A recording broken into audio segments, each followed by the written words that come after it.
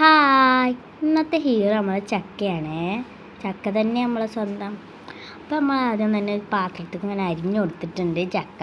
അതിൽ കൊള്ളൂല എന്ന് മെച്ചേക്ക് ഞങ്ങൾ വേറെ വലിയൊരു പാത്രത്തേക്ക് കുക്കറാണ്, റൈസ് കുക്കർ അതിലേക്ക് ഇട്ടെടുത്തു. പിന്നെ വല്യമ്മാനോട് എങ്ങനെ ഞങ്ങൾ പണ്ട് ചക്ക ഉണ്ടാക്കിയെന്ന് ചോദിക്കുകയാണ്. അതിൽ പറയാനേ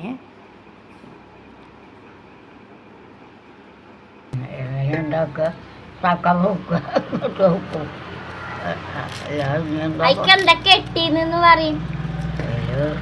മുളകും മഞ്ഞളും ഒക്കെ ഇട്ടു, മുളകിടും, മഞ്ഞളിടും, ഉപ്പിടും, തേങ്ങ ഉണ്ടെങ്കിൽ തേങ്ങ അരക്കും. ഒക്കെ തന്നെ പണ്ടിട്ട്.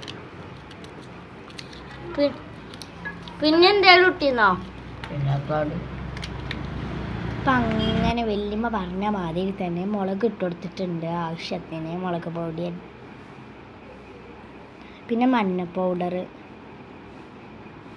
പിന്നെ ആവശ്യത്തിന് തന്നെ കല്ലുപ്പാണ് ഇട്ട് കൊടുത്തിട്ടുള്ളത്. അതിക്ക് കല്ലുപ്പ് ഇട്ടിട്ടൊന്ന് കുലുക്കി കൊടുത്ത് ഞങ്ങൾ പിന്നെ ലേശം വെള്ളം ഒഴിച്ചു കൊടുക്കുന്നുണ്ട്. വെള്ളം ആവശ്യത്തിന് ഒഴിച്ചു കൊടുക്കുന്നുണ്ട്. ഇട്ടൊന്ന് കുലുക്കി കൊടുത്തു. എന്നിട്ട് നേരെ അടുപ്പത്തേക്ക് വെച്ച് കൊടുത്തിട്ടുണ്ട്.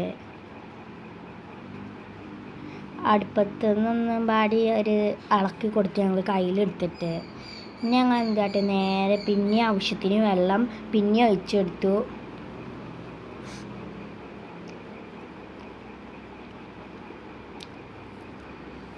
എന്നിട്ട് ചക്കയ്ക്ക് അടച്ച് വെച്ച് ഞങ്ങൾ ചക്ക ഒരു 5 മിനിറ്റ് വേവിക്കാൻ വെക്കുകയാണ് ആ ഫ്ലെയിമിൽ.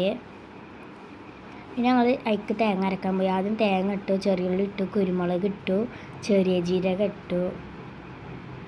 എന്നിട്ട് ഞാൻ അരക്കാൻ പോയി നേരെ.